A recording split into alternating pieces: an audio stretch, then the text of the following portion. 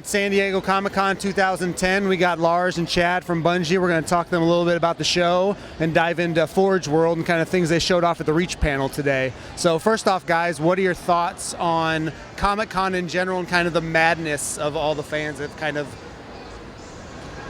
swarmed this place and are just, I mean, they're all over the place out here.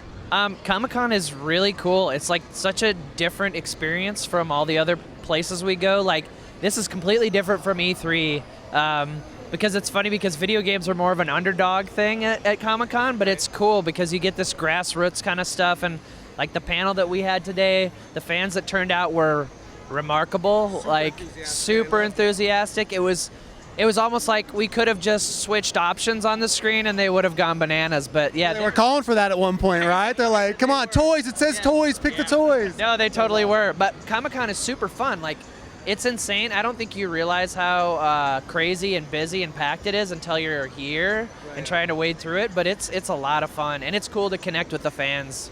And you guys have both been working the Xbox booth and giving people a run through a firefight. So what's that like, the crowd? I mean, that place is packed with people all day running through. So what's that experience like? This is my first San Diego Comic-Con, actually, and I've been warned that it was going to be packed, but I had no idea. No, it's been great. We've had 2 games going on at once all the time, and people are loving it. You know, you have all these things at Comic-Con, but all these people we're just trying to play Firefight. Today we had the panel. You took people outside the canyon. Can you give us kind of a short glimpse at kind of that moment and your thoughts on revealing that? It's the one thing I think I've been looking forward to the most, actually, is when people finally got to see all of Forgeworld. It's just, you could hear like everyone at once. Eventually they started cheering, but at first there was just this collective like sucking of breath where everyone went and then they started screaming, and just seeing how thrilled people were was awesome. Like, made my day, made my career. That was easily one of the highlights of the entire project for me. And you guys showed off a lot of Forgeworld today, but is there more? I mean, you don't need to get into specifics here, but is there more people can expect to see? Obviously, when the game comes out, there's some more hidden tricks and secrets in there for people to get? There's a lot of things for people to find and play with. I mean, we only showed, like 2 or 3 of the objects. I mean, when people get their hands on the crazy amount of options they have in terms of like, there's like 150 unique pieces, Chad was saying earlier today at the panel. Just ridiculous stuff, like chunks of levels that we've shipped in the past that we've actually broken out into Forge pieces. Like, he showed a little bit of something that is a nod to something people probably will figure out. I don't want to say right now, but yeah, there's a lot of really cool stuff in there, and a lot of stuff we just didn't have time to show. It would have taken hours to show half of the stuff in there. All right, so you guys showed off the Forgeworld. It's just this huge, epic scale map with tons of stuff in it. At what point were you like, okay, this might be too much? And at what point were you like, either screw it, we're going to do it anyway, or we absolutely can do this? Like, what was that realization like? Well, we were at the this might be too much point about 5 seconds after loading the map in the game the first time. It was a huge undertaking and a risk really to just try to make a map that big. Originally, the plan was that we were going to do 5 separate maps that were they looked like they were all in the same area. And the artist working on it, Steve Cotton, actually was building them all in one space just to make it go faster while he was working. And at one point he's like, we should keep it all in one space. And everyone was like, you're nuts, that'll never work. There's no way that you can do that. And we just couldn't convince him otherwise.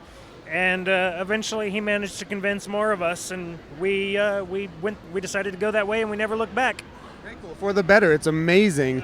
And you also talk about today at the panel and in the video about kind of the community and kind of seeing what they've built and now the things they're going to be able to do, and kind of what you've taken from the community in terms of ways to kind of make Forge a little bit better and the tools now they can use to make these amazing things. Can you talk about that a little bit and just what went into that thought process? I think really what happened when Halo 3 was released, we weren't quite sure what was going to happen with Forge. We knew people were going to do things with it.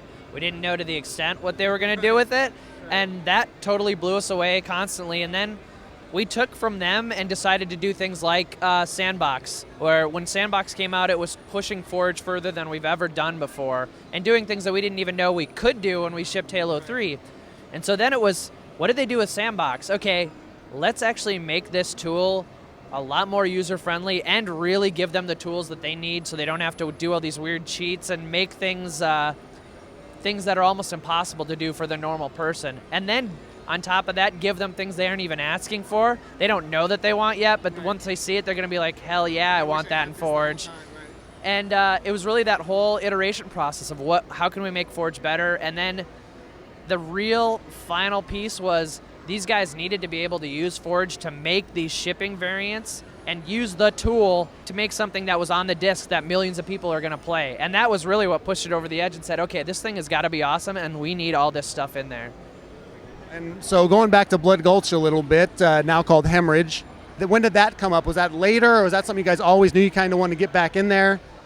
That was the first thing to go in, actually. Back when we were talking about it being 5 different maps, that was the first one that we actually made sure was in the engine. All the terrain in the map is actually from Halo 2's Coagulation. When we started, it started with the artists ripping that geometry from Halo 2 and putting it into Reach so we could see what changes we needed to make in terms of level of detail and scale. And from there, that's when we started adding the other spaces. So it actually all started with Gulch. Firefight Versus. Let's get into that just a little bit. So now you get to play as the elites and slaughter yourself some Spartans as they're trying to protect various places around Reach. So where did that idea come from? So I think Versus mode really came from, it was one of those things where it's kind of an idea that we had when we were working on Firefight and ODST, but we didn't quite know what we wanted to do with it or if it could even work. And ODST was such a short dev cycle, we had no time to even think about it. It was like a note in my notebook from that crazy process. And when we sat down and we sat in a room and started going over what are the things we're going to do to improve Firefight and Reach, the first thing was, hell yeah, let's let people play as elites and fight against human-controlled Spartans and have like grunts and jackals and hunters that they're fighting alongside. And that's basically where the idea came from. And now it is what you see in Reach. It's pretty amazing. It's pretty cool the difference between the Spartans and elites. I mean, just the way they move, you kind of get in some of the Spartan versus elites game modes people saw in the beta. But once you said, like you said, you have the grunts moving along with you. I mean, it really feels like you're taking over. You've come here to destroy. It's a great feeling. Yeah, no, absolutely. It's one of my favorite modes of Firefight simply because I like to be the elite, because you're a total griefer, right? I mean, your job is ruin the fun for the Spartans. You're just trying to kill them. That's all you got to do in the entire game type. Meanwhile, the Spartans, they have to watch how many lives they've got left. They've got you to deal with, plus grunts and skirmishers and hunters and all these other things coming after them. So they're totally stressed out, and you're sitting there in the back like, ping, and then, they fall over. You hear someone in the other side of the room scream obscenities, and yeah, it's awesome. It's tons of fun to play that way. Very cool. And then another thing we revealed today was the Halo Reach console. Had you guys seen that before? Like, I mean, you obviously seen it before, but like the fan reaction to that was phenomenal. We gave one away to a kid in the audience, one kid. Everybody went nuts. Any thoughts on that? I mean, that's coming out at launch.